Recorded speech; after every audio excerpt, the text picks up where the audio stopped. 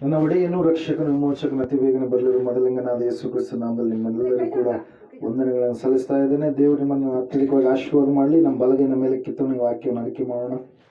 ಯೆಹೋವನು ಒಳ್ಳೆಯವನು, ಆತನ ಕೃಪೆಯು ಶಾಶ್ವತವಾಗಿರುವುದು.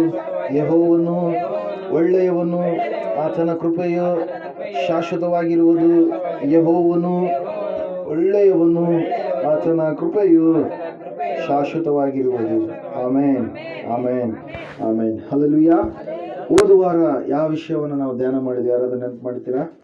ಪರಿಶುದ್ಧಾತ್ಮ ದೇವರು ನಮ್ಮ ಸಂಗಡ ಓದುವಾರ ಯಾವ ವಿಷಯದ ಕುರಿತಾಗಿ ಮಾತಾಡಿದ್ರು? ಮರೆತು ಬಿಟ್ಟಿದ್ದೀರಾ? ಹಲ್ಲೆಲೂಯಾ. ದೇವರ ಕಡೆಗೆ ತಿರುಗಿಕೊಳ್ಳುವಂಥದ್ದು. ಹಲ್ಲೆಲೂಯಾ. ಯಾರು ದೇವರ ಕಡೆಗೆ ತಿರುಗಿಕೊಂಡ್ರು, ಐನೇಯನಿಗೆ ಆದಂಥ ಅದ್ಭುತ ಕಾರ್ಯಗಳನ್ನು ನೋಡಿ ಆ ಒಂದು ಲೂದ್ದ ಪ್ರಾಂತದಲ್ಲಿರ್ತಕ್ಕಂಥ ಎಲ್ಲ ಜನರು ದೇವರ ಕಡೆಗೆ ತಿರುಗಿಕೊಂಡ್ರು ಎಂಬುದಾಗಿ ನಾವು ನೋಡಿದಂಥವರಾಗಿದ್ದೇವೆ. ಸುಕಾರೆ ಎನ್ನುವಂಥ ಗ್ರಾಮದಲ್ಲಿ ಆ ವೇಶ್ಯ ಸ್ತ್ರೀ ಆಕೆ ದೇವರ ಕಡೆಗೆ ತಿರುಗಿಕೊಂಡ ಕಾರಣಕ್ಕಾಗಿ ಆ ಊರಿನವರೆಲ್ಲರೂ ಕೂಡ ಮೆಸ್ಸಿಯನನ್ನು ಕಂಡು ದೇವರ ಕಡೆಗೆ ಊರೇ ತಿರುಗಿಕೊಂಡಿತು ಎಂಬುದಾಗಿ ನಾವು ನೋಡಿದಂಥವರಾಗಿದ್ದೇವೆ. ಅಷ್ಟು ಮಾತ್ರವಲ್ಲದೆ ದೆವ್ವ ಬಡಿದಿದ್ದ ಇಬ್ಬರು ವ್ಯಕ್ತಿಗಳು ಆ ಯೇಸು ಕ್ರಿಸ್ತನ ಆ ಸ್ಥಳಕ್ಕೆ ಹೋದಂಥ ಸಮಯದಲ್ಲಿ ಆ ವ್ಯಕ್ತಿಗಳಲ್ಲಿ ಇರತಕ್ಕಂಥ ದುರಾತ್ಮ ಶಕ್ತಿ, ದೆವ್ವದ ಆತ್ಮ ಸಂಪೂರ್ಣವಾಗಿ ಬೇಡಿಕೊಳ್ತಾ ಇದ್ದಾವೆ. ಏನೆಂಬುದಾಗಿ? ಸ್ವಾಮಿ, ನಮ್ಮನ್ನ ಪಾತಾಳಕ್ಕೆ ನೀನು ಕಳುಹಿಸಬೇಡ, ಹಂದಿಗಳ ಒಳಗಡೆ ನಮ್ಮನ್ನ ಕಳುಹಿಸು ಎಂಬುದಾಗಿ. ಹಲ್ಲೆಲೂಯಾ. Praise the. ದೇವ್ರ ವಾಕ್ಯ ಹೇಳ್ತಾ ಇದೆ ಪ್ರಿಯರೇ, ಯೇಸು ಸ್ವಾಮಿ ಎಲ್ಲಾ ದೆವ್ವ ಆ ಮನುಷ್ಯನನ್ನ ಬಿಟ್ಟು ಹೋಗು ಎಂಬುದಾಗಿ ಹೇಳಿದ ಕಾರಣಕ್ಕಾಗಿ ಆ ವ್ಯಕ್ತಿಗಳನ್ನ ಬಿಟ್ಟು ಹೋಯಿತು. ಆ ಇಬ್ಬರು ವ್ಯಕ್ತಿಗಳು ಕೂಡ ದೇವರ ಕಡೆಗೆ ತಿರುಗಿಕೊಂಡರು. ದೇವರ ಸತ್ಯ ಸುವಾರ್ತೆಯನ್ನು ಅನೇಕರಿಗೆ ತಿಳಿಸುವಂಥವರಾದರೆ ಎನ್ನುವಂಥ ಸಂಗತಿಯನ್ನು ಓದುವಾರ ನಾವು ನೋಡಿದ್ದೇವೆ. ಹಲ್ಲೆಲೂಯಾ. ಏನಾದರೂ ಮರೀರಿ ನಿಮ್ಮ ಜೀವಿತದಲ್ಲಿ, ವಾಕ್ಯವನ್ನು ಮಾತ್ರ ಎಂದಿಗೂ ನೀವು ಮರಿಬೇಡ್ರಿ. ವಾಕ್ಯ ನಿಮ್ಮನ್ನು ಜೀವಿಸುವಂತೆ ಮಾಡುತ್ತೆ. ವಾಕ್ಯ ನಿಮ್ಮ ಬದುಕಿಗೆ ಆಧಾರವಾಗಿದೆ. ಆ ವಾಕ್ಯವನ್ನು ಮಾತ್ರ ಯಾವಾಗಲೂ ನಿಮ್ಮ ನೆನಪಿನಲ್ಲಿ ನೀವು ಇಟ್ಟುಕೊಳ್ಳುವವರಾಗಬೇಕು. ಹಲ್ಲೆಲೂಯಾ. Praise the lord. ಓದುವಾರದ ಧ್ಯಾನದ ಅಂಶ ನಾವು ಮುಗಿಸಿದ್ದೇವೆ. ಈ ವಾರ ಹೊಸದಾಗಿರ್ತಕ್ಕಂಥ ಅಂಶವನ್ನು ಪರಿಶುದ್ಧಾತ್ಮ ದೇವರು ನಮ್ಮ ಸಂಗಡ ಮಾತಾಡಲಿಕ್ಕೆ ಇಷ್ಟಪಟ್ಟಿದ್ದಾರೆ. ಇವತ್ತಿನ ದಿವಸದ ಧ್ಯಾನದ ಅಂಶ ಏನಂದರೆ, ನೀವು ದೇವರನ್ನು ಘನಪಡಿಸಿದ್ದೀರಾ. ಹಲ್ಲೆಲೂಯಾ. ದೇವರಿಗೆ ಘನತೆ ಬರುವ ರೀತಿಯಲ್ಲಿ ನೀವು ಜೀವಿಸ್ತಾ ಇದ್ದೀರಾ. ದೇವರಿಗೆ ಮೆಚ್ಚುಗೆಯಾದ ರೀತಿಯಲ್ಲಿ ನೀವು ಜೀವಿಸ್ತಾ ಇದ್ದೀರಾ. ನಿಮ್ಮ ಭಕ್ತಿಯ ಜೀವಿತ ಯಾವ ರೀತಿಯಾಗಿದೆ? ಹೊರಗಡೆ ಒಳ್ಳೆಯ ರೀತಿಯಾಗಿ ಕಂಡರೂ ಕೂಡ ಒಳಗಡೆ ಕೆಟ್ಟದಾಗಿರ್ತಕ್ಕಂಥ ಕಾರ್ಯಗಳು ತುಂಬಿಕೊಂಡಿದ್ದಾವ? ಒಂದು ವೇಳೆ ನೀವು ಆ ರೀತಿಯಾಗಿದ್ದರೆ ನೀವು ದೇವರನ್ನು ಘನಪಡಿಸ್ತಾ ಇಲ್ಲ ಎಂಬುದಾಗಿ ಸತ್ಯವೇದ ಹೇಳ್ತಾ ಇದೆ. ಪ್ರಿಯರೇ, ದೇವರನ್ನು ಘನಪಡಿಸುವಂಥ ಮಕ್ಕಳು ನಾವು ಆಗಬೇಕು. ದೇವರಿಗೆ ಮೆಚ್ಚುಗೆಯಾದ ರೀತಿಯಲ್ಲಿ ಜೀವಿಸುವಂಥ ಮಕ್ಕಳು ನಾವು ಆಗಬೇಕು. ದೇವರಿಗೆ ಅಪಕೀರ್ತಿ ತರುವಂಥವ್ರು ನಾವು ಆಗಬಾರದೆ ಹೊರತಾಗಿ ದೇವರಿಗೆ ಕೀರ್ತಿ ತರುವಂಥ ಮಕ್ಕಳು ನಾವು ಆಗಬೇಕು ಎಂಬುದಾಗಿ ಅನೇಕ ಆವರ್ತಿ ಸತ್ಯವೇದದಲ್ಲಿ ದೇವರು ಮಾತಾಡಿರುವಂಥ ಸ್ಥಿತಿಗತಿಗಳನ್ನು ನಾವು ನೋಡಿದಂಥವರಾಗಿದ್ದೇವೆ. ಸತ್ಯವೇದ ಹೇಳ್ತಾ ಇದೆ ಯಾವ ರೀತಿಯಾಗಿ ನಾವು ದೇವರನ್ನು ಘನಪಡಿಸುವುದಕ್ಕೆ ಸಾಧ್ಯವಾಗುತ್ತೆ. ದೇವರಿಗೆ ಮಹಿಮೆ ಬರಬೇಕಾದ್ರೆ ನಾವು ಯಾವ ಕಾರ್ಯಗಳನ್ನು ಮಾಡಬೇಕಾಗಿದೆ ಎಂಬುದಾಗಿ ನಾವು ನೋಡುವಾಗ ಪರಿಶುದ್ಧಾತ್ಮ ದೇವರು ಕೆಲವೊಂದು ಅಂಶಗಳನ್ನು ನಮಗೆ ತಿಳಿಯಪಡಿಸಿದ್ದಾರೆ. ಮೊಟ್ಟ ಮೊದಲನೇದಾಗಿ ಹಗ್ಗಾಯನ ಪ್ರವಾದನೆ ಗ್ರಂಥ 1ನೇ ಅಧ್ಯಾಯ 8ನೇ ವಾಕ್ಯವನ್ನು ಓದಿಕೊಳ್ಳೋಣ. ಹಗ್ಗಾಯನ ಪ್ರವಾದನೆ ಗ್ರಂಥ 1ನೇ ಅಧ್ಯಾಯ 8ನೇ ವಾಕ್ಯ. ಹಲ್ಲೆಲೂಯಾ. ಓಕೆ, ಓದ್ತೀರಿ ಯಾರಾದರೂ ದಯವಿಟ್ಟು?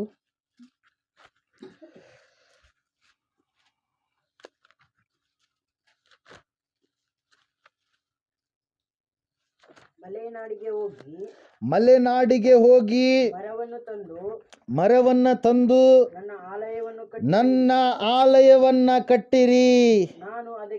ನಾನು ಅದಕ್ಕೆ ಮೆಚ್ಚಿ ನನ್ನ ಪ್ರಭಾವವನ್ನು ಅಲ್ಲಿ ಪ್ರಕಾಶಗೊಳಿಸುವೆನು.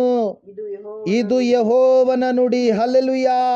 ದೇವರ ವಾಕ್ಯ ಹೇಳ್ತಾ ಇದೆ, ಸತ್ಯವೇದ ಹೇಳ್ತಾ ಇದೆ, ಇವತ್ತಿನ ದಿನ ಅನೇಕರು ಆಲಯಗಳನ್ನು ಕಟ್ಟಿಕೊಳ್ತಾ ಇಲ್ಲ. ದೇವರ ವಾಕ್ಯ ಹೇಳ್ತಾ ಇದೆ, ಆಲಯ ಅಂದರೆ ಏನು? ನಾನು ನೀನು ದೇವರ ಆಲಯವಾಗಿದ್ದೇವೆ ಎಂಬುದಾಗಿ ಸತ್ಯವೇದ ಹೇಳ್ತಾ ಇದೆ. ಪ್ರಿಯರೇ, ಅನೇಕರು ಆಲಯವನ್ನು ಹಾಳು ಮಾಡಿಕೊಂಡಿದ್ದಾರೆ. ಆಲಯ ಎನ್ನುವಂಥದ್ದು ಬಿದ್ದು ಹೋಗಿದೆ. ಆಲಯ ಕಟ್ಟಲಾಗಲಾರದ ಪರಿಸ್ಥಿತಿಯಲ್ಲಿ ಅವರು ಇದ್ದಾರೆ ಪ್ರಿಯರೇ. ಆಲಯ ಕಟ್ಟಿದ್ದಾರೆ, ಆದರೆ ಆಲಯದಲ್ಲಿ ಬೇಕಾಗಿರ್ತಕ್ಕಂಥ ನಡೆಯಬೇಕಾದಂಥ ಕಾರ್ಯಗಳು ನಡೀತಾ ಇಲ್ಲ. ಆಲಯದಲ್ಲಿ ಆಗಬೇಕಾದಂಥ ಕಾರ್ಯಗಳು ದಿನಾವರ್ತಿ ಆಗ್ತಾ ಇಲ್ಲ ಪ್ರಿಯರೇ. ಆದರೆ ಇಲ್ಲಿ ಸತ್ಯವೇದ ತಿಳಿಸ್ತಾ ಇದೆ, ಸ್ಪಷ್ಟಪಡಿಸ್ತಾ ಇದೆ. ಮೊಟ್ಟ ಮೊದಲನೇದಾಗಿ ನೀನು ದೇವರನ್ನ ಮಹಿಮೆ ಪಡಿಸಬೇಕಾದ್ರೆ, ದೇವರಿಗೆ ಕೀರ್ತಿಯುಳ್ಳ ಮಗನಾಗಿ ನೀನು ಜೀವಿಸಬೇಕಾದ್ರೆ ಆಲಯವನ್ನು ಕಟ್ಟಿಕೊಳ್ಳುವಂಥದ್ದು ಬಹು ಅವಶ್ಯಕ ಎಂಬುದಾಗಿ ಸತ್ಯವೇದ ಹೇಳ್ತಾ ಇದೆ. ನೀನು ಆಲಯವನ್ನು ಕಟ್ಟಲಾರದೆ ಹೋದ್ರೆ ದೇವರು ನಿನ್ನನ್ನು ಮೆಚ್ಚುವುದಕ್ಕೆ ಸಾಧ್ಯವಿಲ್ಲ ಪ್ರಿಯರೇ. Hallelujah, praise Lord. ಅದ್ರ ಸಲುವಾಗಿ ಸತ್ಯವೇದದಲ್ಲಿ ನಾವು ನೋಡ್ತಾ ಇದ್ದೇವೆ, ಸತ್ಯವೇದ ಹೇಳ್ತಾ ಇದೆ, ಸತ್ಯವೇದ ಹೇಳ್ತಾ ಇದೆ ಏನೆಂಬುದಾಗಿ ಅಂದರೆ, ದೇವರ ಆಲಯವನ್ನು ನೀವು ಕಟ್ಟಿಕೊಳ್ಳ್ರಿ. ದೇವರ ಆಲಯವನ್ನು ನೀವು ಕಟ್ಟಿರಿ ಎಂಬುದಾಗಿ. ಹಲ್ಲೆಲೂಯಾ. ಇಲ್ಲಿ ನಾವು ನೋಡ್ತಾ ಇದ್ದೇವೆ, ಆಲಯವನ್ನು ಯಾಕೆ ದೇವರು ಕಟ್ಟಿರಿ ಎಂಬುದಾಗಿ ಹೇಳ್ತಾ ಇದ್ದಾರೆ ಅಂದರೆ, ಆಲಯ ಕಟ್ಟಲಾರದೆ ಇದ್ದರೆ ದೇವರ ಆತ್ಮನು ಬಂದು ನಮ್ಮಲ್ಲಿ ನಿವಾಸ ಮಾಡೋದಕ್ಕೆ ಸಾಧ್ಯವಿಲ್ಲ. ದೇವರ ಆತ್ಮನು ನಮ್ಮಲ್ಲಿ ನಿವಾಸ ಮಾಡಬೇಕಾದರೆ ನಮ್ಮ ದೇಹ ದೇವರ ಗರ್ಭಗುಡಿಯಾಗಿ ರೂಪುಗೊಳ್ಳಬೇಕು. ದೇವರು ಈ ಮಂದಿರದಲ್ಲಿ ವಾಸ ಮಾಡುವವನಲ್ಲ, ತಾನು ಕಟ್ಟಿರುವಂಥ ಆಲಯವಾಗಿರುವಂಥ ನಮ್ಮಲ್ಲಿ ದೇವರು ವಾಸ ಮಾಡಲಿಕ್ಕಿದ್ದಾನೆ ಪ್ರಿಯರೇ. ಹಲ್ಲೆಲೂಯಾ. ಸತ್ಯವೇದದಲ್ಲಿ ನಾವು ನೋಡ್ತಾ ಇದ್ದೇವೆ, ದೇವರ ಆತ್ಮನು ಹೇಳ್ತಾ ಇದ್ದಾನೆ, ನನ್ನ ಆಲಯವನ್ನು ಕಟ್ಟಿರಿ. ಆಲಯ ಕಟ್ಟಬೇಕಾದ್ರೆ ಅನೇಕವಾದ ಸಂಗತಿಗಳು ಬೇಕು. ನಮ್ಮ ಮನಸ್ಸು ದೃಢವಾಗಿರಬೇಕು, ನಮ್ಮ ಮನಸ್ಸು ಸ್ಥಿರವಾಗಿರಬೇಕು. ಯಾವ ಒಬ್ಬ ವ್ಯಕ್ತಿ ರಕ್ಷಣೆ ಮಾರ್ಗದ ಕೆಳಗಡೆ ಬರ್ತಾನೆಂದರೆ ಅದು ಸುಲಭವಾಗಿರುವಂಥ ಕಾರ್ಯ ಅಲ್ಲವೇ ಅಲ್ಲ.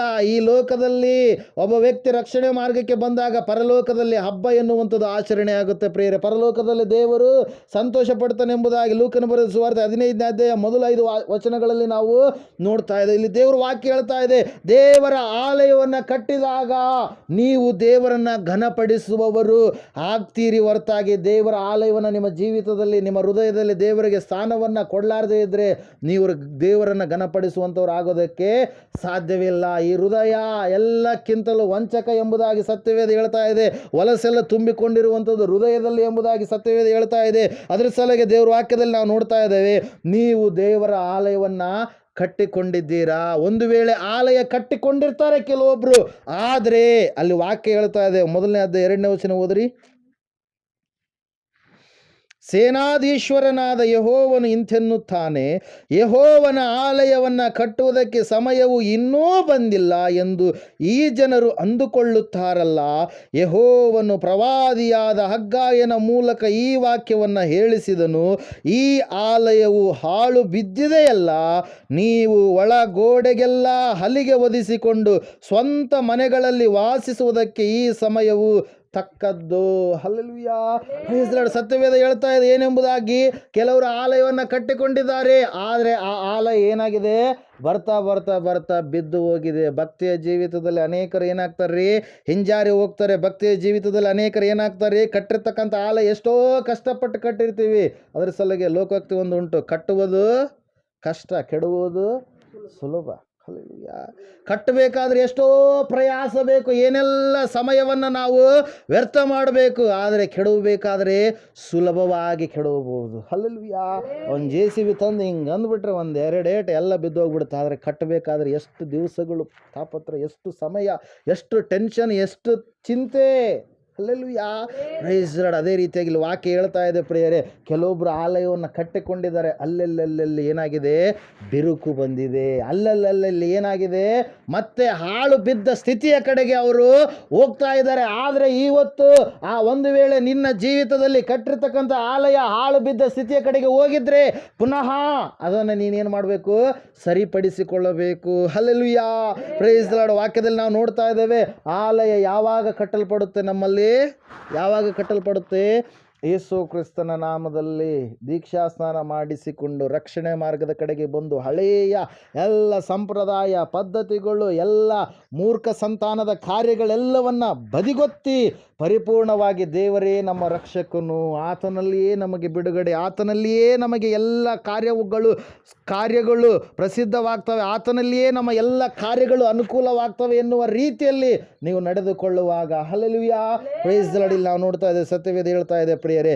ಒಂದು ವೇಳೆ ಇವತ್ತಿನ ದಿವಸ ನಿನ್ನ ಆಲಯ ಕಟ್ಟಿರಬಹುದು, ಆದರೆ ಅದು ಬಿದ್ದು ಹೋಗಿದೆಯೇನೋ, ನಿನ್ನನ್ನು ನೀನೇನು ಮಾಡಬೇಕು, ಇವತ್ತಿನ ದಿವಸ ಪರೀಕ್ಷೆ ಮಾಡ್ಕೊಳ್ಬೇಕು. ಸತ್ಯವೇದ ಹೇಳ್ತಾ ಇದೆ, ಮಲೆನಾಡಿಗೆ ಹೋಗಿ ಏನು ಮಾಡ್ರಿ, ಮರವನ್ನು ತಂದು ನನ್ನ ಆಲಯವನ್ನು ಕಟ್ಟಿರಿ. Hallelujah, praise lord. ಮರ, ಯಾವ ಮರ ರೀ ಅದು? ಶಿಲುಬೆಯ ಮರ. ಹಲ್ಲೆಲೂಯಾ. ಶಿಲುಬೆಯ ಬಳಿಗೆ ಬರುವಾಗ ಮಾತ್ರ ನಿನಗೆ ರಕ್ಷಣೆ ಉಂಟು. ಯೇಸು ಕ್ರಿಸ್ತನು ಆ ಮರದ ಮೇಲೆ ಏನಾಗಿದ್ದಾನೆ? ಭೂಮಿಗೂ ಆಕಾಶಕ್ಕೂ ಮಧ್ಯ ಆತನು ಏನು ಮಾಡ್ತಾ ಇದ್ದಾನೆ? ಇದ್ದುಕೊಂಡವನಾಗಿ ನಿನ್ನನ್ನು ಕರಿತಾ ಇದ್ದಾನೆ. ನೀನು ಮಾಡಿರ್ತಕ್ಕಂಥ ಪಾಪ, ಶಿಕ್ಷೆ, ಭಾರ ಅದೆಲ್ಲ ಎಷ್ಟೋ ಘೋರವಾಗಿರುವಂಥದ್ದು. ಆದರೆ ಯೇಸು ಆ ಎಲ್ಲ ಭಾರವನ್ನು ಯಾರ ಮೇಲೆ ಹೊತ್ಕೊಂಡಿದ್ದಾನೆ? ಆತನ ಮೇಲೆ ಹೊತ್ಕೊಂಡಿದ್ದಾನೆ. ಆದರೆ ಅದನ್ನು ಇವತ್ತು ಅನೇಕ ಜನರು ಏನು ಮಾಡ್ತಾ ಇಲ್ಲ? ತಿಳಿದುಕೊಳ್ತಾ ಇಲ್ಲ. ಯೇಸು ಕ್ರಿಸ್ತನು ಎಲ್ಲರ ಹಾಗೆ ಆತನೂ ಕೂಡ ಒಬ್ಬ ದೇವರು ಎಂಬುದಾಗಿ ನೆನೆಸ್ತಾ ಇದ್ದಾರೆ ಹೊರತಾಗಿ ಆತನೇ ನಿಜವಾದ ದೇವರು, ಸತ್ಯವಾದ ದೇವರು ಎಂಬುದಾಗಿ ಅನೇಕರು ಏನು ಮಾಡ್ತಾ ಇಲ್ಲ?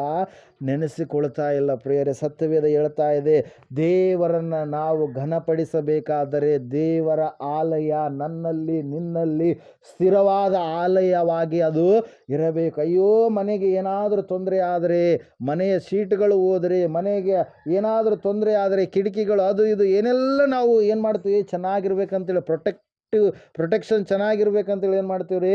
ಪುನಃ ನಾವು ಪ್ಲಾಸ್ಟ್ರಿಂಗ್ ಮಾಡುವಂಥದ್ದು, ಹಳೇದಾದಂಥ ಸೀಟುಗಳನ್ನು ಹೊಸದಾಗಿ ನಾವು ಹಾಕಿಕೊಳ್ಳುವಂಥದ್ದು, ಏನು ತೊಂದರೆ ಆಗಲಾರ್ದಾಗಿ ನಾವು ಇರುವಂಥ ಸ್ಥಳವನ್ನು ಜೋಪಾನ ಮಾಡ್ತೀವಿ ಹೊರತಾಗಿ ಈ ಹೃದಯದಲ್ಲಿ ದೇವರ ಆಲಯ, ಗರ್ಭಗುಡಿ, ಆ ಒಂದು ಗರ್ಭಗುಡಿಯಲ್ಲಿ ನಮ್ಮ ಜೀವಿತ, ಆ ಆಲಯ ಯಾವ ರೀತಿಯಾಗಿದೆ ಅಂತೇಳಿ ನಾವು ಪರೀಕ್ಷೆ ಮಾಡಿಕೊಳ್ಳೋದಕ್ಕೆ ಕೆಲವೊಂದು ಸಾರಿ ಈ ಲೋಕದ ಕಾರ್ಯಗಳು ನಮಗೇನು ಮಾಡಿಬಿಡ್ತವೆ? ಅಡ್ಡಿಪಡಿಸಿಬಿಡ್ತಾವೆ. ಅನೇಕರಿಗೆ ಅವರ ಕೆಲಸವೇ ಮುಖ್ಯವಾಗಿರುತ್ತೆ. ಹಲ್ಲೆಲೂಯಾ. ಅನೇಕರಿಗೆ ಹಣವೇ ಮುಖ್ಯವಾಗಿರುತ್ತೆ, ಅವರು ಮಾಡುವಂಥ ಕಾರ್ಯಗಳೇ ಮುಖ್ಯವಾಗಿರ್ತವೆ ಹೊರತಾಗಿ ದೇವರಿಗೆ ಸಮಯವನ್ನು ಕೊಡೋದಿಲ್ಲ, ದೇವರಿಗೆ ಸ್ಥಳಾವಕಾಶವನ್ನು ಕೊಡೋದಿಲ್ಲ. ಆದರೆ ಇಲ್ಲಿ ಸತ್ಯವೇದ ಹೇಳ್ತಾ ಇದೆ ಪ್ರಿಯರೇ, ಏನೆಂಬುದಾಗಿ ಅಂದರೆ, ಆಲಯವನ್ನು ನೀವು ಕಟ್ಟುವಾಗ ನಾನು ಅದಕ್ಕೆ ಮೆಚ್ಚುತ್ತೇನೆ ಎಂಬುದಾಗಿ. ಹಲ್ಲೆಲೂಯಾ. ನೀವು ದೇವರ ಆಲಯವನ್ನು ನೀವು ಕಟ್ಟುವಾಗ ನಾನು ಅದಕ್ಕೆ ಮೆಚ್ಚಿ ಅದರಲ್ಲಿ ಪ್ರಭಾವವನ್ನು ಅಲ್ಲಿ ನಾನೇನು ಮಾಡ್ತೀನಿ? ಪ್ರಕಾಶಗೊಳಿಸುತ್ತೇನೆ. ದೇವರ ಪ್ರಭಾವ ಎಲ್ಲಿ ಪ್ರಕಾಶಗೊಳ್ಳುತ್ತೆ? ಎಲ್ಲಿ?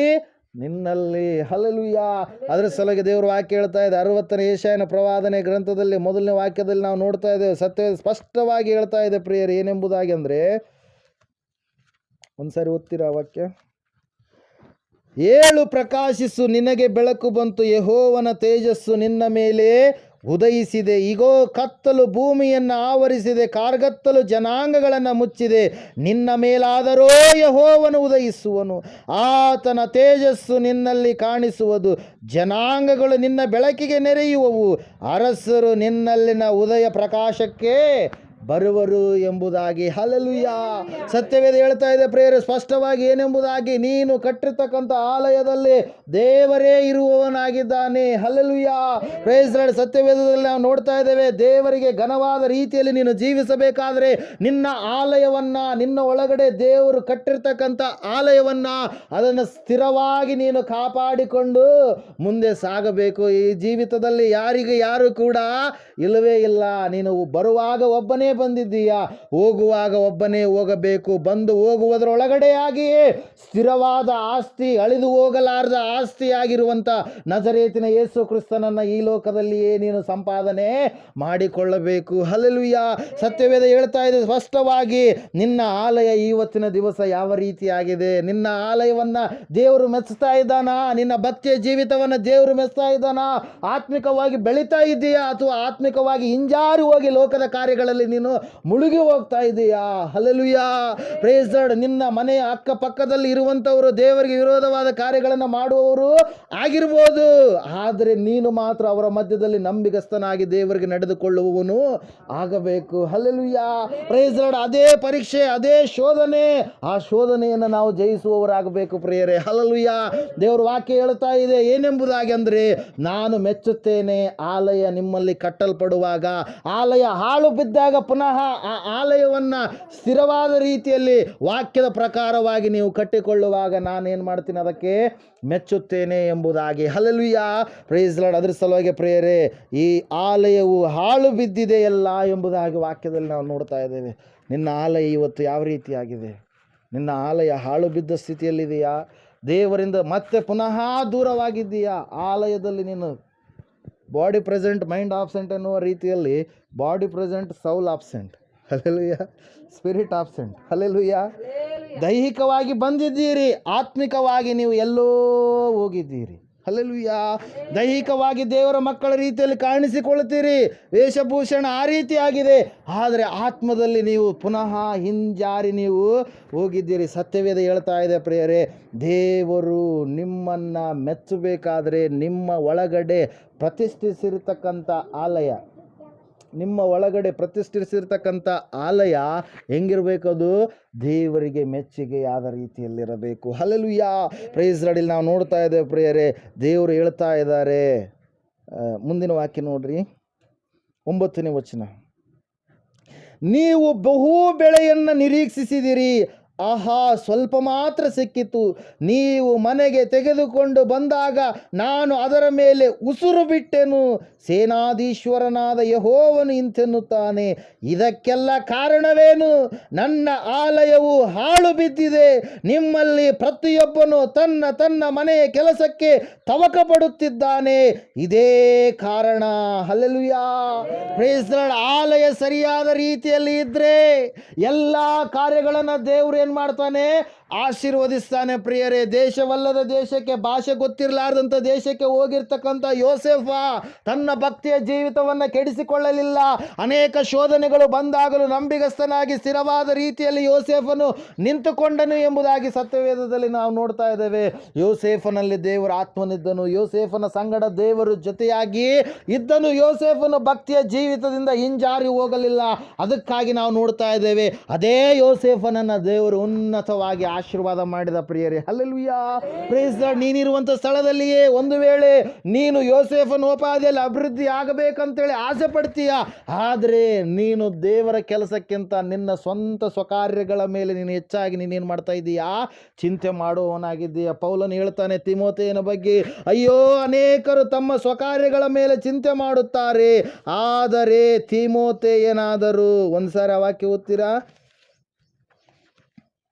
ತಿಮೋಥೆಯನಿಗೆ ಬರೆದ ಪತ್ರಿಕೆ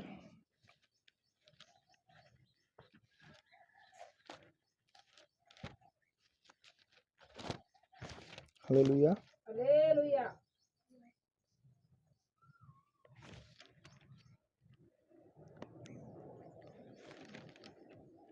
ಒಂದು ನಿಮಿಷ.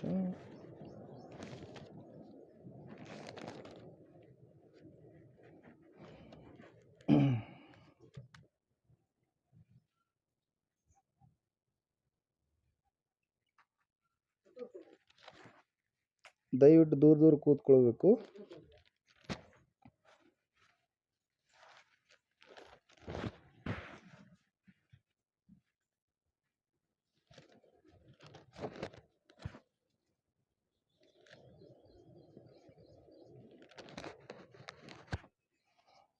ಸಿಕ್ಕಿದೆ ನಾ ವಾಕ್ಯ. ಏನಂತಿದೆ ಓದ್ರಿ ಒಂದ್ಸಾರಿ.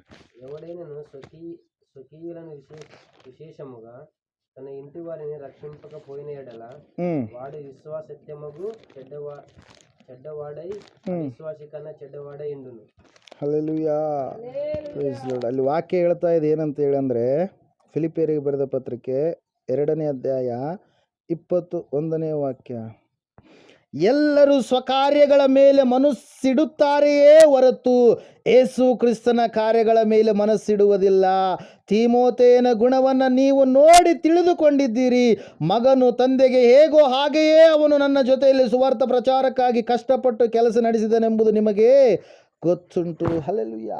ಅನೇಕರು ಸ್ವಕಾರ್ಯಗಳ ಮೇಲೆ, ಸ್ವಂತ ಕಾರ್ಯಗಳ ಮೇಲೆ ದೃಷ್ಟಿ ಇಡ್ತಾರೆ, ದೇವರಿಗೆ ಸಮಯವನ್ನು ಕೊಡುವುದಿಲ್ಲ. ದೇವರಾತ್ಮನು ನಿಮ್ಮಲ್ಲಿ ವಾಸ ಮಾಡುತ್ತಾನೆ ಎಂಬುದಾಗಿ ನೀವು ನೆನೆಸಿಕೊಳ್ಳಬೇಕು. ದೇವರಿಗೆ ಗರ್ಭಗುಡಿ, ನಿಮ್ಮ ಮನೆಯನ್ನು ಕಸ ಹೆಂಗೆ ಗುಡಿಸ್ತೀರಿ, ಅವಾಗವಾಗ ಕಸ ಬೀಳ್ತಾ ಇರುತ್ತೆ. ಎಲ್ಲಿ? ದೇವರ ಆಲಯವಾಗಿರ್ತಕ್ಕಂಥ ನಮ್ಮ ಗರ್ಭಗುಡಿಯಾಗಿರ್ತಕ್ಕಂಥ ಹೃದಯದಲ್ಲಿ ಅವೆಲ್ಲವುಗಳನ್ನು ನಾವೇನು ಮಾಡಬೇಕು? ತೆಗೆದು ಹಾಕಬೇಕು. ತೆಗೆದು ಹಾಕಬೇಕಾದ್ರೆ ಕ್ರಮವಾಗಿ ನಾವು ದೇವರ ವಾಕ್ಯವನ್ನು ಕೇಳುವವರಾಗಬೇಕು. ಕ್ರಮ ತಪ್ಪಿದರೆ ಅನೇಕ ಕಾರ್ಯಗಳು ನಮ್ಮ ಜೀವಿತದಲ್ಲಿ ಏನಾಗ್ತಾವ್ರಿ? ಬರ್ತವೆ ಪ್ರಿಯರೇ. ಹಲ್ಲೆಲೂಯಾ. ಒಂದು ತಿಂಗಳು ಮನೆ ಡೋರ್ ಓಪನ್ ಮಾಡ್ಲಾರ್ದು ಹಂಗೆ ಬಿಟ್ಬಿಡ್ರಿ, ಎಲ್ಲಿಗಾದ್ರೂ ಹೋಗಿರಿ. ಮನೆಗೆ ಬಂದರೆ ಏನಿರ್ತಾವ್ರಿ? ಎಲ್ಲ ಕಸ ಇರುತ್ತೆ. ಏನೂ ಇರಲ್ಲ. ಹೋಗುವಾಗ ಎಲ್ಲ ಕಸ ಗೂಡಿಸಿ ಚೆನ್ನಾಗಿ ಹೋಗಿರ್ತೀರಿ, ಎಲ್ಲ ನೀಟಿರುತ್ತೆ.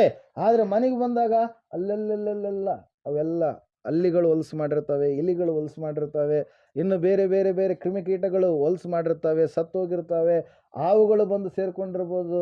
ಅಲ್ಲೆಲ್ಲ ಸ್ಪೈಡರ್ ಏನಂತೀವಿ, ಹಾಂ, ಅದೆಲ್ಲ ಅಲ್ಲೆಲ್ಲ ಕಟ್ಟಿರುತ್ತೆ. ನೋಡೋದಕ್ಕೆ ಹೆಂಗೆ ಕಾಣುತ್ತೆ? ಚಂದ ಕಾಣುತ್ತಾ? ಅಸಹ್ಯ ಕಾಣುತ್ತಾ? ಕ್ರಮವಾಗಿ ಪ್ರಾರ್ಥನೆಗೆ ಬಂದು, ಕ್ರಮವಾಗಿ ವಾಕ್ಯವನ್ನು ಕೇಳಿ, ಕ್ರಮವಾಗಿ ಭಕ್ತಿಯ ಜೀವಿತವನ್ನು ಸ್ಥಿರವಾದ ರೀತಿಯಲ್ಲಿ ಕಟ್ಟಿಕೊಂಡ್ರೆ ಆ ಕಸ ಯಾವುದು ಕೂಡ ಬರೋದಿಲ್ಲ ಪ್ರಿಯರೇ. ಇಲ್ಲಿ ವಾಕ್ಯ ಹೇಳ್ತಾ ಇದೆ ಹಗ್ಗಾಯನ ಪ್ರವಾದನೆ ಗ್ರಂಥದಲ್ಲಿ, ಯಾಕೆ ನೀವು ಅಂದುಕೊಂಡ ಕಾರ್ಯಗಳು ನಡೀತಾ ಇಲ್ಲ, ನೆರವೇರ್ತಾ ಇಲ್ಲ ಅಂತಂದರೆ, ನೀವು ಬರೀ ನಿಮ್ಮ ಕಾರ್ಯಗಳ ಮೇಲೆ ನೀವು ಚಿಂತೆ ಮಾಡ್ತಾ ಇದ್ದೀರಿ, ಬರೀ ನಿಮ್ಮ ಕೆಲಸಗಳ ಮೇಲೆ ನೀವು ಚಿಂತೆ ಮಾಡ್ತಾ ಇದ್ದೀರಿ. ಅಯ್ಯೋ ಎಷ್ಟೋ ಬೆಳೆ ಕಾಣಿಸ್ತಾ ಇತ್ತು, ಆದರೆ ಮನೆಗೆ ಬಂದಾಗ ಎಷ್ಟಾಗಿದೆ? ಅದು ಸ್ವಲ್ಪವಾಗಿದೆ. ಕಾರಣ ಏನಂತೇಳಿ ವಾಕ್ಯ ಹೇಳ್ತಾ ಇದೆ, ಆಲಯವು ಹಾಳು ಬಿದ್ದಿದೆ. ಇದಕ್ಕೆಲ್ಲ ಕಾರಣ ಆಲಯವನ್ನು ಏನು ಮಾಡಿದ್ದೀರಿ? ಹಾಳು ಬೀಳಿಸಿಕೊಂಡಿದ್ದೀರಿ. ಆಲಯದಲ್ಲಿ ದೇವರು ಇಲ್ಲ. ಆಲಯ ಕಟ್ಟಲ್ಪಟ್ಟಿದೆ ಒಳಗಡೆ, ಆದರೆ ದೇವರಿಲ್ಲ, ದೇವರ ಆತ್ಮನಿಲ್ಲ, ದೇವರ ಕಾರ್ಯಗಳು ಒಳಗಡೆ ನಡೀತಾ ಇಲ್ಲ. ದೇವರಿಗೆ ವಿರೋಧವಾದ ಎಲ್ಲ ಕಾರ್ಯಗಳು ನಡೀತಾ ಇದ್ದಾವೆ. ಎಲ್ಲ ಒಂದು ದೈಹಿಕವಾಗಿರ್ತಕ್ಕಂಥ ಕಾರ್ಯಗಳು ನಡೀತಾ ಇದ್ದಾವೆ ಹೊರತಾಗಿ ದೇವರಿಗೆ ಇಷ್ಟವಾದಂಥ ಕಾರ್ಯಗಳು ನಡೀತಾ ಇಲ್ಲ ಪ್ರಿಯರೇ. ಅದ್ರ ಸಲುವಾಗಿ ಇವತ್ತಿನ ದಿನ ಒಂದು ಸಾರಿ ನೀವು ಆಲೋಚನೆ ಮಾಡಿದ್ರೆ, ಸತ್ಯವೇದ ಹೇಳ್ತಾ ಇದೆ ಏನೆಂಬುದಾಗಿ ಅಂದರೆ, ನೀವು ದೇವರನ್ನು ಘನಪಡಿಸಬೇಕಾದರೆ ಮೊದಲನೇದಾಗಿ ಆಲಯ ಏನಾಗಬೇಕು? ನಿಮ್ಮ ಜೀವಿತದಲ್ಲಿ ಕಟ್ಟಲ್ಪಡಬೇಕು. ಕಟ್ಟಲ್ಪಟ್ಟಂಥ ಆಲಯ ಹಾಳು ಬೀಳಬಾರ್ದು. ಎರಡನೇದಾಗಿ ಹಲ್ಲೆಲೂಯಾ, ಆಲಯ ಕಟ್ಟಲ್ಪಟ್ಟ ಮೇಲೆ ಹಾಳು ಬೀಳುವಂಥ ಸ್ಥಿತಿ, ಅನೇಕ ಸಂಗತಿಗಳು ಸೈತಾನನು ಜರುಗಿಸ್ತಾ ಇರ್ತಾನೆ. ಅವನ ಮೇನ್ ಟಾರ್ಗೆಟ್ ನೀನೇ. ಹಲ್ಲೆಲೂಯಾ, ಎಲ್ಲ ನಂಬಿದಂಥ ಮಕ್ಕಳನ್ನೇ ಅವನು ಟಾರ್ಗೆಟ್ ಮಾಡ್ತಾನೆ. ಬೇರೆಯವ್ರ ಸೈತಾನನಿಗೆ ಬೇಕಾಗಿಲ್ಲ, ಯಾಕಂದರೆ ಅವರೆಲ್ಲ ಅವನಿಗೆ ಫ್ರೆಂಡ್ಸ್. ಹಲ್ಲೆಲೂಯಾ, ಲೋಕದ ಪ್ರಕಾರವಾಗಿ ನಡೆಯುವಂಥವರೆಲ್ಲರೂ ಕೂಡ ಅವನ ಫ್ರೆಂಡ್ಸ್. ಯಾಕಂದರೆ ಈ ಪ್ರಪಂಚದ ದೇವರು ಯಾರೆಂಬುದಾಗಿ ವಾಕ್ಯ ಹೇಳ್ತಾ ಇದೆ. 2 ಕೊರಿಂಥಿ 4:4 ನಾವು ನೋಡ್ತಾ ಇದ್ದೇವೆ, ಈ ಪ್ರಪಂಚದ ದೇವರು ಸೈತಾನನು ಏನು ಮಾಡಿದನಂತೆ? ಅವರ ಕಣ್ಣುಗಳಿಗೆ ಮಸಿ ಬಳಿದಿದ್ದಾನೆ, ಅವರು ಇಷ್ಟ ಬಂದಂಗೆ ಆಡ್ತಾರೆ. Hallelujah, praise. ಊಟ ಮಾಡಿದವನು ಪುನಃ ಊಟ ಮಾಡೋಕ್ಕಾಗತ್ರಿ ದೇವಪೊರೆ? ಒಂದ್ಸರಿ ಊಟ ಮಾಡಿದ್ಮೇಲೆ ಮತ್ತೆ ಊಟ ಮಾಡೋಕ್ಕೆ ಆಗಲ್ಲ. ಆದರೆ ಸೇದಿದವ್ರು ಹಂಗೆ ಸೇತಾನೇ ಇರ್ತಾರೆ, ಹಾಕ್ಕೊಂಡವ್ರು ಹಂಗೆ ಹಾಕ್ಕೊಂತಾನೆ ಇರ್ತಾರೆ. ಹಲ್ಲೆಲೂಯಾ, ಕುಡಿದವ್ರು ಹಂಗೆ ಕುಡಿತಾನೆ ಇರ್ತಾರೆ. ಯಾಕೆ ಹೇಳ್ರಿ? ಅದು ತೃಪ್ತಿ ಇರಲಾರದು, ಅದು ಸೈತಾನನ ಕಾರ್ಯ. ಅದರ ಸಲುವಾಗಿ ಯೆಶಾಯನ ಪ್ರವಾದನೆ ಗ್ರಂಥ 55ನೇ ಅಧ್ಯಾಯದಲ್ಲಿ ನಾವು ನೋಡ್ತಾ ಇದ್ದೇವೆ. ಆ ವಾಕ್ಯ ಓದ್ರೆ ಮೊದಲನೇದಾಗಿ 2 ಕೊರಿಂಥಿಯನ್ಸ್ ಏನೆಂಬುದಾಗಿದೆ ಒಂದ್ಸರಿ ಓದ್ತೀರಾ? దేవుని ಸ್ವರೂಪೆಯನ್ನ ಕ್ರಿಸ್ತ ಮಹಿಮನು 3ನೇ ವಚನದಿಂದ ಓದ್ರಿ. 3 ವಾಕ್ಯ నుంచి 4:3. అయితే యుక్తియుగా నడుచుకొనకయు దేవుని వాక్యమును వంచగా బోధింపకయు సత్యమును ప్రత్యక్షపరచుట వలన ప్రతి మనుష్యుని మనస్సాక్షి ఎదుట నమ్మును మేము దేవుని సమ్ముఖమందు మెప్పించుకొనుచు అవమానకరమైన రహస్య కార్యములను విసర్జించుచున్నాము. మా సువార్త మరుగు చేయబడిన ఎడల నశించుచున్న వారి విషయములోనే మెరుగు చేయబడి ఉన్నది. దేవుని స్వరూపి అయిన క్రీస్తు మహిమను కనుపరచు సువార్త ప్రకాశము వారికి ప్రకాశింపకుండు నిమిత్తము ఈ యుగ సంబంధమైన దేవత అవిశ్వాసులైన వారిని మనోనేత్రములకు ಗುಡ್ಡಿತನವನ್ನು ಕಲುಗಜೇಸೆನು. ಹಲ್ಲೆಲೂಯಾ, ಈ ಯುಗ ಸಂಬಂಧమైన ದೇವತ ಎಂಬುದಾಗಿ ನಾವು ನೋಡ್ತಾ ಇದ್ದೇವೆ. ಸತ್ಯವೇದದಲ್ಲಿ ಇಲ್ಲಿ ಕನ್ನಡದಲ್ಲಿ ಓದ್ತೀನಿ, ಒಂದ್ಸರಿ ಕೇಳ್ರಿ. ಇವರಲ್ಲಿ ದೇವರ ಪ್ರತಿರೂಪವಾಗಿರುವ ಕ್ರಿಸ್ತನ ಪ್ರಭಾವವನ್ನು ತೋರಿಸುವ ಸುವಾರ್ತೆಯ ಪ್ರಕಾಶವು ಉದಯವಾಗಬಾರದೆಂದು ಈ ಪ್ರಪಂಚದ ದೇವರು ನಂಬಿಕೆ ಇಲ್ಲದವರ ಮನಸ್ಸನ್ನು ಮಂಕು ಮಾಡಿದನು. Hallelujah, praise Lord. ಅದ್ರ ಸಲುವಾಗಿ ಪ್ರಿಯರೇ, ಇವತ್ತಿನ ದಿವಸ ಸೈತಾನನಿಗೆ ಅವರೆಲ್ಲ ಫ್ರೆಂಡ್ಸ್. ಅವ್ರನ್ನೆಲ್ಲರನ್ನ ಏನು ಮಾಡ್ತಾನೆ? ಟಾರ್ಗೆಟ್ ಮಾಡಲ್ಲ. ಅವನು ಯಾರನ್ನು ಟಾರ್ಗೆಟ್ ಮಾಡ್ತಾನೆ? ದೇವರನ್ನು ನಂಬಿರ್ತಕ್ಕಂಥ ನಿನ್ನನ್ನು, ನನ್ನನ್ನು. Hallelujah, praise Lord. ದೇವರು ನಂಬಿರ್ತಕ್ಕಂಥ ನಿನ್ನನ್ನು, ನನ್ನನ್ನು ಹೆಂಗಾದ್ರೂ ಮಾಡಿ ಪುನಃ ನನ್ನ ಕಡೆ ಎಳ್ಕೊಂಡು ಹೋಗ್ಬೇಕು, ಹೆಂಗಾದ್ರೂ ಮಾಡಿ ಪುನಃ ನಾನು ನರಕದ ಕಡೆಗೆ ಇವ್ರನ್ನ ಕರ್ಕೊಂಡು ಹೋಗ್ಬೇಕು. ದೇವ್ರು ಇವ್ರನ್ನ ಪರಲೋಕಕ್ಕೆ ಸೇರಿಸ್ತಾನೆ. ಪರಲೋಕಕ್ಕೆ ಸೇರಿಸಬಾರ್ದು, ಇವ್ರನ್ನ ಎಲ್ಲಿಗೆ ಕರ್ಕೊಂಡು ಹೋಗ್ಬೇಕು? ನರಕಕ್ಕೆ ಕರ್ಕೊಂಡು ಹೋಗ್ಬೇಕು. ಅಲ್ಲಿ ವಾಕ್ಯ ಹೇಳ್ತಾ ಇದೆ, ನಾಶನದಲ್ಲಿರುವವರಿಗೆ ಈ ಸುವಾರ್ತೆ, ಜೀವವುಳ್ಳ ಸುವಾರ್ತೆ ಏನಾಗಿದಂತೆ, ಮರೆಯಾಗಿಡಲ್ಪಟ್ಟಿದೆ ಎಂಬುದಾಗಿ. Hallelujah, praise Lord. ವಾಕ್ಯ ಹೇಳ್ತಾ ಇದೆ ಪ್ರಿಯರೇ, ಆಲಯ ಯಾವ ರೀತಿಯಾಗಿ ಇದೆ? ನಿನ್ನ ಆಲಯದಲ್ಲಿ ಪ್ರಾರ್ಥನೆಯ ಸ್ಥಿತಿ ಇದೆನಾ? ನಿನ್ನ ಆಲಯದಲ್ಲಿ ಹಾಡುಗಳು ಹಾಡುಗಳಿದ್ದಾವ? ನಿನ್ನ ಆಲಯದಲ್ಲಿ ಭಕ್ತಿಯ ಜೀವಿತ ಇದೆಯಾ? ನಿನ್ನ ಆಲಯದಲ್ಲಿ ದೇವರಿಗೆ ಮೆಚ್ಚುಗೆಯಾದಂಥ ಕಾರ್ಯಗಳು ನಡೀತಾ ಇದ್ದಾವ? ಒಂದು ಸಾರಿ ಏನು ಮಾಡಬೇಕು, ನಮ್ಮನ್ನು ನಾವು ಪರೀಕ್ಷೆ ಮಾಡ್ಕೊಳ್ಬೇಕು ಪ್ರಿಯರೇ. ಇದಕ್ಕೆಲ್ಲ ಕಾರಣ ಒಂದೇ, ಏನಂತಂದರೆ ಪ್ರತಿಯೊಬ್ಬನು ತನ್ನ ತನ್ನ ಮನೆ ಕೆಲಸಕ್ಕೆ ತವಕ ಪಡುತ್ತಿದ್ದಾನೆ ಹೊರತಾಗಿ ದೇವರ ಕಾರ್ಯಗಳಿಗಾಗಿ ತವಕ ಪಡುತ್ತಿಲ್ಲ. ತಿಮೋಥೆಯನನ್ನು ನೋಡಿರಿ, ಪೌಲನನ್ನು ನೋಡಿರಿ, ಅನೇಕ ಭಕ್ತರನ್ನು ನೋಡಿರಿ. ಅವರು ದೇವರ ಆಲಯವನ್ನು ಕಟ್ಟಿಕೊಂಡ ಮೇಲೆ ಆ ಆಲಯವನ್ನು, ಭಕ್ತಿಯ ಜೀವಿತವನ್ನು ಏನು ಮಾಡಿದ್ರು? ಅವರು ಕಾಪಾಡಿಕೊಂಡ್ರು. ಹಲ್ಲೆಲೂಯಾ, ಕಾಪಾಡಿಕೊಂಡ್ರು. ಹೊಲದಲ್ಲಿ ಬೆಳೆ ಹಾಕಿರ್ತೀಯ, ಆ ಬೆಳೆ ಹಂಗೆ ಬಿಟ್ಬಿಡ್ತೀಯಾ? ಹಲ್ಲೆಲೂಯಾ, ಅದನ್ನು ಕಾಪಾಡಿಕೊಳ್ತೀಯ. ಕಸವನ್ನು ತೆಗಿತೀಯ, ಒಳ್ಳೆ ರೀತಿಯಲ್ಲಿ ಬೇಕಾಗಿರ್ತಕ್ಕಂಥ ಎಣ್ಣೆ ಗೊಬ್ಬರ ಎಲ್ಲ ಹೊಡಿತೀಯ.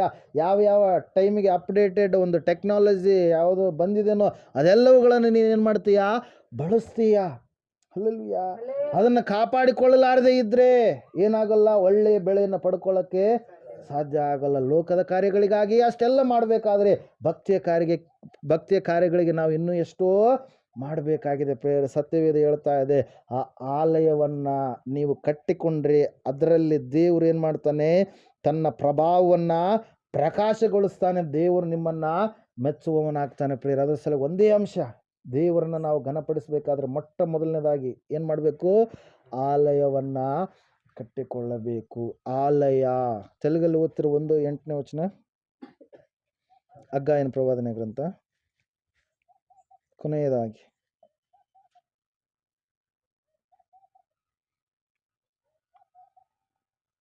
పర్వతములెక్కి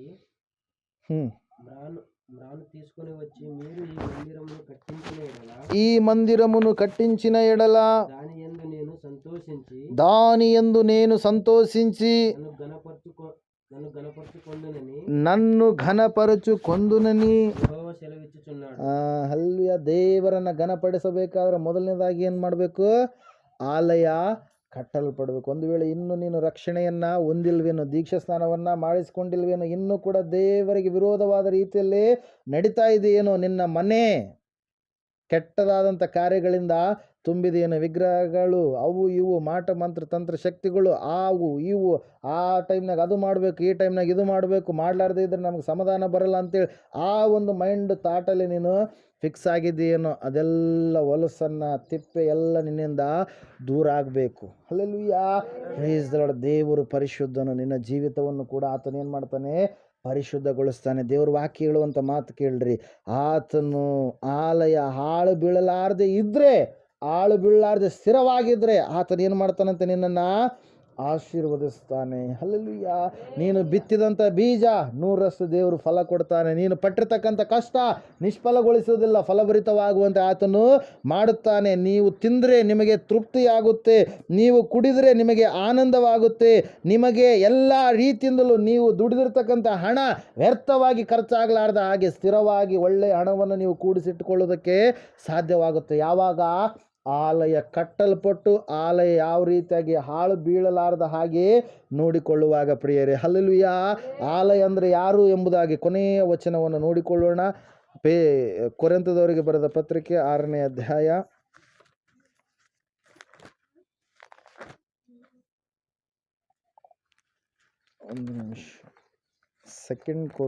1 Corinthians chapter 6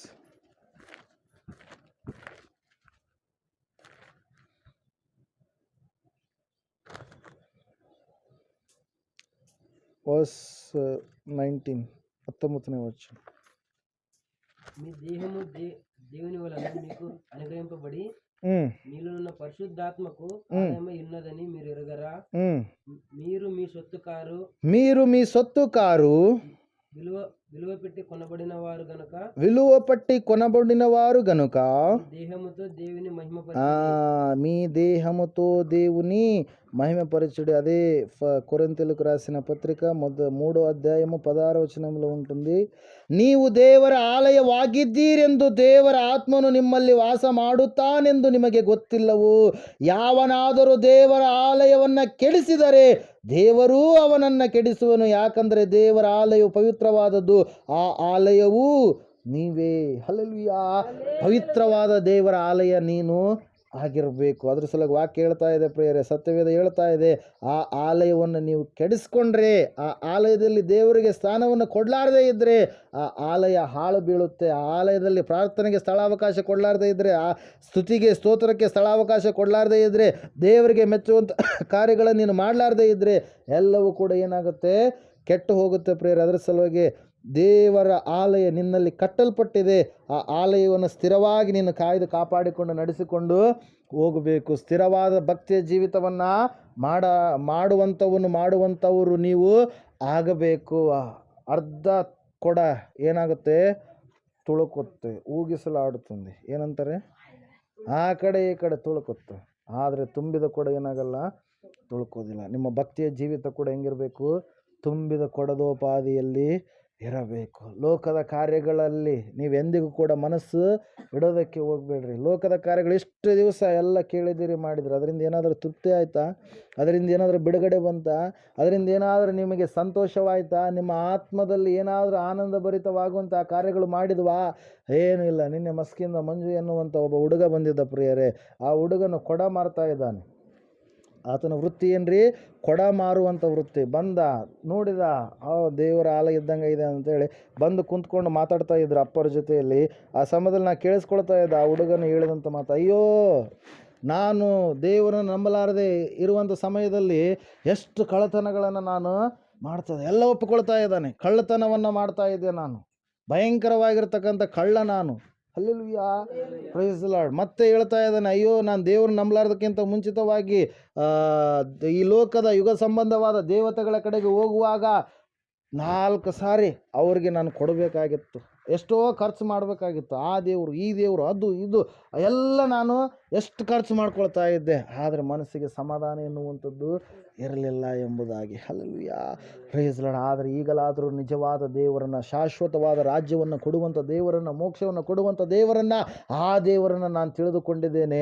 ಆತನಿಗೆ ನಾನೇ ಏನು ಕೊಡಬೇಕಾಗಿಲ್ಲ, ಆತನೇ ನನಗಾಗಿ ಎಲ್ಲವನ್ನ ಕೊಟ್ಟು ಬಿಟ್ಟಿದ್ದಾನೆ ಎಂಬುದಾಗಿ. Hallelujah, praise the lord. ಪ್ರಿಯರೇ, ಆ ಹುಡುಗನು ಹೇಳಿದಂಥ ಮಾತು ನಿಜಕ್ಕೂ ಬಹಳ ಪ್ರೇರಣೆಯುಳ್ಳಂಥ ಮಾತುಗಳು ಪ್ರಿಯರೇ. ಎಷ್ಟೆಲ್ಲ ಮಾಡಿದೆ ನಾನು, ಕಳ್ಳನಾಗಿದ್ದೆ, ಕೊಡ ಮಾರಕ್ಕೆ ಹೋಗ್ತಾ ಇದ್ದ, ಅವ್ರಿವ್ರ ಮನೆ ಹತ್ರ ಏನೇನಿರ್ತಿತ್ತೋ ಒತ್ಕೊಂಡು, ಕಣ್ಣಾಗ್ತಾ ಇದ್ದ ಒತ್ಕೊಂಡು ಬರ್ತಾ ಇದ್ದ ಪ್ರಿಯರೇ. Hallelujah, praise the lord. ಇವತ್ತಿನ ದಿನವೂ ಸಹ ಕುಮಾರನು ಸತ್ಯ ದೇವರನ್ನು ತಿಳಿದುಕೊಂಡಿದ್ದಾನೆ. ನಿನಗೆ ಯಾವ ರೀತಿಯಾಗಿ ಒಬ್ಬಾತನೇ ತಂದೆ ಇರ್ತಾನೋ ಅದೇ ರೀತಿಯಾಗಿ ದೇವರು ಕೂಡ ಒಬ್ಬಾತನೇ. ಮನುಷ್ಯರು ಮಾಡ್ಕೊಂಡಿದ್ದಾರೆ, ನನಗಿಷ್ಟ ಆಯಿತಾ ಇಲ್ಲಿ ನಾನೊಂದು ಇಡೋಣ, ಅವ್ರಿಗಿಷ್ಟ ಆಯಿತಾ ಅವರೊಂದು ಇಡ್ತಾರೆ, ಇವ್ರಿಗಿಷ್ಟ ಆಯಿತಾ ಇವರೊಂದು ಇಡ್ತಾರೆ. ಆದರೆ ಅವರ ಚರಿತ್ರೆಗಳನ್ನು ನೋಡ್ರಿ, ಎಲ್ಲ ಹೊಲಸಾದ ಚರಿತ್ರೆ ಅವರು ಉಳ್ಳವರು ಆಗಿದ್ದಾರೆ ಪ್ರಿಯರೇ. ನಿನ್ನ ಹೆಂಡತಿಯನ್ನೇ ನೀನು ಅನೇಕ ಸಂದರ್ಭದಲ್ಲಿ ಅನುಮಾನ ಪಟ್ಟಿದೆಯಾ, ಜಗಳ ಆಡಿದ್ದೀಯಾ, ಏನೆಲ್ಲ ಕಾರ್ಯಗಳು ಆಗಿದ್ದಾವೆ. ಹಲ್ಲೆಲೂಯಾ. ಕುಟುಂಬದಲ್ಲಿ ಒಬ್ಬರನ್ನೇ ಮೇಂಟೈನ್ ಮಾಡೋಕ್ಕಾಗ್ತಾಯಿಲ್ಲ, ಅವ್ರು ಇಬ್ಬಿಬ್ಬರನ್ನ 3 16 ಸಾವಿರ ಜನರನ್ನ ಕಟ್ಕೊಂಡಿದ್ದಾರೆ. ಅವರು ಎಲ್ಲಿ ನಿಮ್ಮನ್ನು ಕಾಪಾಡೋದಕ್ಕೆ ಸಾಧ್ಯ ಆಗುತ್ತೆ? Hallelujah, praise the lord. ಸಂಸಾರ ಎನ್ನುವಂಥ ಸಾಗರವನ್ನು ಈಜ್ಕೊಂಡು ಹೋಗಲಾರದೆ ಅವರೇ ಈಜ್ತಾ ಇಲ್ಲ, ನಮ್ಮನ್ನೆಲ್ಲಿ ಈಜುಗೂಡಿಸ್ತಾರಂತೇಳಿ ತೆಲುಗಿನಲ್ಲಿ ವೇಮನ ಯೋಗಿ ಎನ್ನುವಂಥ ಕವಿ ಏನು ಮಾಡಿದ್ದಾನೆ, ಹೇಳಿದ್ದಾನೆ ಪ್ರಿಯರೇ. ಅದರ ಸಲುವಾಗಿ ಯೇಸುವೇ ನಿಜವಾದ ದೇವರು. ಆ ದೇವರಿಗೆ ನಿನ್ನ ಆ ಹೃದಯದಲ್ಲಿ ಏನು ಮಾಡಬೇಕು, ನಿನ್ನ ದೇಹದಲ್ಲಿ ಆತನಿಗೆ ಏನು ಮಾಡಬೇಕು, ಗರ್ಭಗುಡಿಯನ್ನು ಕಟ್ಟಬೇಕು. ಆ ಗರ್ಭಗುಡಿಯಲ್ಲಿ ದೇವರೇ ಇರಬೇಕು. ಕಸದ ಕಾರ್ಯಗಳು ಯಾವುದು ಇರಬಾರ್ದು, ಬೇಡವಾದ ಕಾರ್ಯಗಳು ಯಾವುದು ಕೂಡ ಇರಬಾರ್ದು ಪ್ರಿಯರೇ. Hallelujah, praise lord. ಮೊಟ್ಟ ಮೊದಲನೇದಾಗಿ ಏನು ಪ್ರಿಯರೇ, ದೇವರನ್ನು ಘನಪಡಿಸುವವರಾಗಬೇಕಾದ್ರೆ ಏನಾಗಬೇಕು, ಆಲಯ ಕಟ್ಟಲ್ಪಡಬೇಕು, ಆಲಯ ಹಾಳು ಬೀಳಬಾರ್ದು. ಆಲಯ ಏನಾಗಬಾರ್ದು, ಹಾಳು ಬಿದ್ದರೆ ಮತ್ತೆ ಆಶೀರ್ವಾದ ಇಲ್ಲ. ಕಟ್ಟಲ್ಪಟ್ಟರೆ ಆಶೀರ್ವಾದ ಇದೆ, ಕಟ್ಟಲ್ಪಟ್ಟು ಸ್ಥಿರವಾಗಿ ಅದನ್ನು ನೋಡಿಕೊಂಡು ಹೋಗಬೇಕು. ಅದಕ್ಕೆ ಬೇಕಾಗಿರ್ತಕ್ಕಂಥ ಆತ್ಮಿಕ ಆಹಾರ ಏನಾಗಬೇಕು, ಪ್ರತಿ ವಾರ ಕ್ರಮ ತಪ್ಪಿ ತಿನ್ನುತ್ತಾ ಇರಬೇಕು. ಆತ್ಮಿಕ ಆಹಾರ ಅಂದರೆ ಯಾವುದ್ರಿ, ಜೀವವುಳ್ಳ ದೇವರ ಸಜೀವ ವಾಕ್ಯ. ಆ ವಾಕ್ಯ ಕೇಳುವಾಗ ಕಸ ಹೋಗುತ್ತೆ. ಹಲ್ಲೆಲೂಯಾ. ಆ ವಾಕ್ಯ ಕೇಳುವಾಗ ಆಲಯ ಇನ್ನೂ ಶುದ್ಧಿ ಆಗುತ್ತೆ. ಆ ಆಲಯದಲ್ಲಿ ಯಾವುದೇ ಕೊಳಕು ಬರಲಾರ್ದಾಗೆ ಸ್ಥಿರವಾದ ಭಕ್ತಿಯನ್ನು ಮಾಡೋದಕ್ಕೆ ನೀನು ಸಾಧ್ಯವಾಗುತ್ತೆ. ಈ ಸಮಯದಲ್ಲಿ ನಾವೆಲ್ಲರೂ ಎದ್ದು ನಿಂತುಕೊಳ್ಳೋಣ, ಪ್ರಾರ್ಥನೆ ಮಾಡೋಣ ಪ್ರಿಯರೇ. ದೇವರ ಆಲಯ ಕಟ್ಟಲ್ಪಟ್ಟಿದೆ, ಆದರೆ ಹಾಳು ಬಿದ್ದಿದೆಯೇನು? ಒಂದು ಸಾರಿ ನಿನ್ನನ್ನು ನೀನು ಪರೀಕ್ಷೆ ಮಾಡಿಕೊ ಸಹೋದರ ಸಹೋದರಿ. ನಿನ್ನ ಆಲಯದಲ್ಲಿ ದೇವರಿದಾನಾ ಅಥವಾ ದೇವರಿಗೆ ಸ್ಥಳ ಕೊಡದೆ ಲೋಕದ ಕಾರ್ಯಗಳಿಗೆ, ಅಯ್ಯೋ ಅದು ನಾನು ಮಾಡ್ತಾ ಇದ್ದೆ ಮೊದಲು, ಇದು ಮಾಡ್ತಾ ಇದ್ದೆ, ಹಂಗಿದ್ದೆ ಹಿಂಗಿದೆ, ಅವೆಲ್ಲ ಬಿಟ್ಟು ಬರೋಕ್ಕಾಗೋದಿಲ್ಲಲ್ಲಪ್ಪ ಅಂತೇಳಿ ನೀನು ಅಂದ್ಕೊಳ್ತಾ ಇದ್ದೀನೋ, ಅವೆಲ್ಲವೂ ಕೂಡ ನಿನಗೆ ಮನಸ್ಸಿಗೆ ಸಮಾಧಾನ ಕೊಡಲ್ಲ. ಅವೆಲ್ಲವೂ ನರಕಕ್ಕೆ ದಾರಿ ನಡೆಸ್ತವೆ. ನರಕಕ್ಕೆ ಹೋಗಲು ನವಮಾರ್ಗಗಳಿದ್ದಾವೆ ಪ್ರಿಯರೇ. ಪರಲೋಕ ಸೇರಲು ಒಂದೇ ಒಂದು ಮಾರ್ಗ, ಅದು ಕ್ರಿಸ್ತನ ಮಾರ್ಗ, ಅದು ಮರದ ಮಾರ್ಗ, ಅದು ಶಿಲುಬೆಯ ಮಾರ್ಗ. ಆ ಮಾರ್ಗ ಬಿಟ್ಟರೆ ಬೇರೆ ಯಾವ ಅನ್ಯ ಮಾರ್ಗ ಇಲ್ಲವೇ ಇಲ್ಲ. ಇವತ್ತಿನ ದಿವಸವೇ ನೀನು ರಕ್ಷಣೆ ಹೊಂದುವುದಕ್ಕೆ ಸಿದ್ಧನಾಗು. ಹಳೆಯ ಪದ್ಧತಿ, ಆಚಾರ, ಸಂಪ್ರದಾಯಗಳೆಲ್ಲವನ್ನು ಬದಿಗೊತ್ತಿ ಸೃಷ್ಟಿಕರ್ತನಾದ ದೇವರ ಕಡೆಗೆ ನಿನ್ನನ್ನು ನೀನು ಒಪ್ಪಿಸಿಕೊ. ಪ್ರಾರ್ಥನೆ ಮಾಡಿಕೊಳ್ಳೋಣ. ಮಹೋನ್ನತನಾದ ದೇವರೇ, ಮಹಾಪರಿಶುದ್ಧನಾದ ದೇವರೇ, ನಿನಗೆ ಸ್ತೋತ್ರಗಳಲ್ಲಿ ಅದ್ಭುತ ಆಶ್ಚರ್ಯ ಕಾರ್ಯಗಳನ್ನು ಮಾಡುವ ಮಹಾದೇವರೇ, ನಿನಗೆ ಸ್ತೋತ್ರಗಳು ಸ್ವಾಮಿ. ಆಶ್ಚರ್ಯಕರವಾದ ಸಂಗತಿಗಳನ್ನು ಜರುಗಿಸುವ ದೇವರೇ, ನಿನಗೆ ಸ್ತೋತ್ರಗಳಯ್ಯ. ಹೌದು ರಾಜನೇ, ಕರ್ತನೆ ಸ್ವಾಮಿ, ಈ ಸ್ವಾಮಿ ಮಧ್ಯಾಹ್ನದ ವೇಳೆಯಲ್ಲಿ ನನ್ನ ಸಂಗಡ ನಮ್ಮೆಲ್ಲರ ಸಂಗಡ ನೀನು ಮಾತನಾಡಿದ ವಿಧಾನಕ್ಕಾಗಿ ಸ್ತೋತ್ರ. ಹೌದು ಸ್ವಾಮಿ, ನಾವು ನಿನ್ನನ್ನು ಘನಪಡಿಸುವವರು ಆಗಬೇಕಾದರೆ ಮೊದಲನೇದಾಗಿ ಆಲಯ ಎನ್ನುವಂಥದ್ದು ಕಟ್ಟಲ್ಪಡಬೇಕು. ಆ ಆಲಯದಲ್ಲಿ ನಿನಗೆ ಸ್ಥಳಾವಕಾಶವನ್ನು ಕೊಡಬೇಕು. ಆಲಯ ಹಾಳು ಬೀಳಲಾರದ ಹಾಗೆ ನೋಡಿಕೊಳ್ಳಬೇಕು. ಆಲಯ ಅಂದರೆ ಬೇರೆ ಯಾರೂ ಅಲ್ಲ, ನಾವೇ ಎಂಬುದಾಗಿ ಹೇಳಿದೆಯಾ ಸ್ವಾಮಿ, ಅದಕ್ಕಾಗಿ ಸ್ತೋತ್ರ.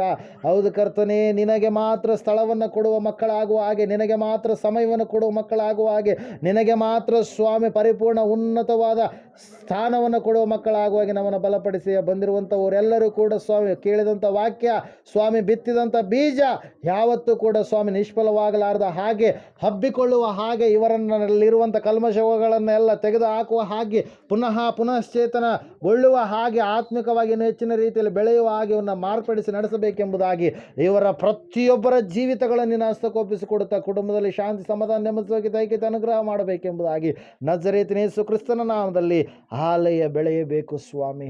ಆ ಆಲಯವನ್ನು ಬೆಳೆಸುವಂಥ ಆತನು ನೀನಯ್ಯ. ಇವರ ಮನಸ್ಸನ್ನು ಮಾರ್ಪಡಿಸು.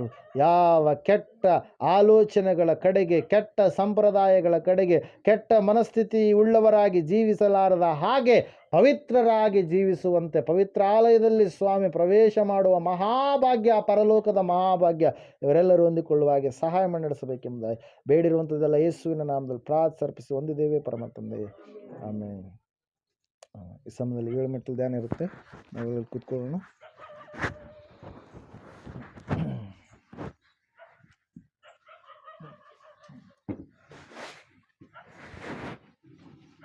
ದೇವ, ನಾನು ನಿಮ್ಮ ಪಾದಕ್ಕೆ